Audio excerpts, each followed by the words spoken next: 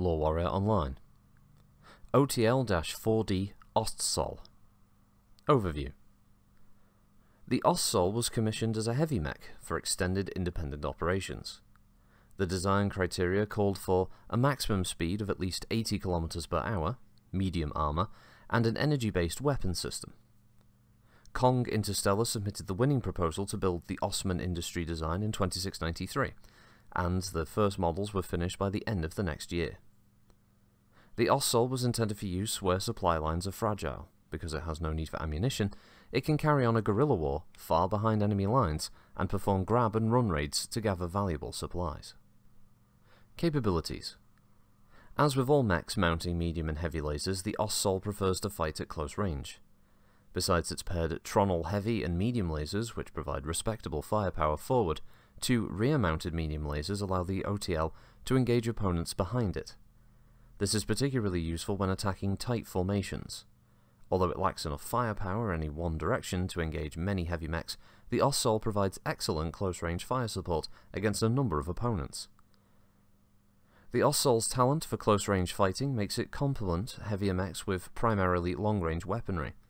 In this capacity, the OTLs are deployed between enemy forces and the bombardment units. As enemy forces advance, the Ostsols fight a delaying action to keep their opponents within optimum range of the heavy mech's guns. This tactic is referred to as the hammer and thumb technique. It makes the target much easier to hit, but all too often at the price of a bloody thumb. As a battlefield regular, the Ostsol may act either as a leader for recon and lightning lances or in a support role within a lance led by a heavier mech. In either role, its highly sensitive TRSS.2L3 targeting and tracking system allows it to detect enemy units over distances of several kilometers in the most difficult terrain. Battle history. In most engagements, the Ostsol's contribution is difficult to judge. Because it is such an integral part of the lance, its role in the battle is often much less conspicuous than that played by heavier mechs. To supplement its firepower, the Ostsol often uses physical attacks, such as punching and kicking, which may inflict serious damage on lighter opponents. It was just such an attack that won a minor battle on Talon. Two companies of the first Crucis Lancers were using the polar regions of the planet as a training ground. Between employers and badly in need of spare parts, the 12th Star Guard arrived 2 weeks after the Lancers. The Guards hoped to regroup and assess the damage that they'd suffered at New Boston. The Guards' dropships landed undetected only 600 kilometers from the Lancer encampment. 2 weeks later, a Crucis recon lance containing a couple of Ostsols spotted a group of unidentified mechs. Assuming them to be part of the training team, the recon lance closed to attack. The unidentified mechs were the remains of one of the Star Guard's best fire lances, and by the time the Crucis lance realized its mistake, retreat was impossible. At first, the engagement went badly for the Lancers. It wasn't until the recon leader and his Ostsol closed with the Guard's archer that the tide began to turn. The OTL began a furious assault with both weapon and physical attacks, blow after crippling blow raining down on the archer, crushing armor, weaponry, and superstructure. The heavier mech finally buckled, and with it, the fighting spirit of the Guard's fire lance. Routed, they retreated to their encampment, very much aware that they were not alone on Talon. The Ostsol's rear-mounted lasers have always served it well in retreat. Although not specifically designed for such purposes, they do tend to discourage pursuit.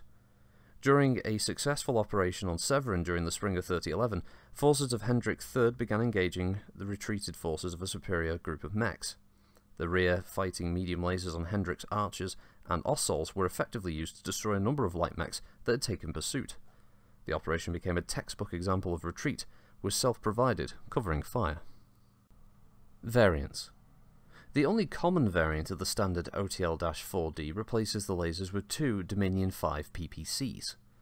This conversion is often used as a short-term replacement for heavier mechs lost in combat. Unfortunately, the large amount of waste heat generated by the PPCs can quickly overheat the Ostsol's 16 heatsinks.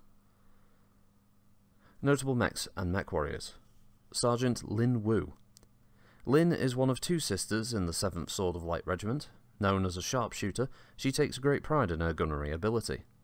Her black Ostsol has more than its share of kill stripes, and she has twice been decorated for key roles in battle. Sergeant Wu has proved the OTL can play a decisive part in any offensive operation. Lieutenant Charles Lapierre. Charles is a confirmed gambler. He considers battle just another game, with his life at the stakes. Lapierre definitely plays to win, however. Despite heavy damage to his mech's rear torso, which left it almost completely without armour, he himself has thus far remained unscathed.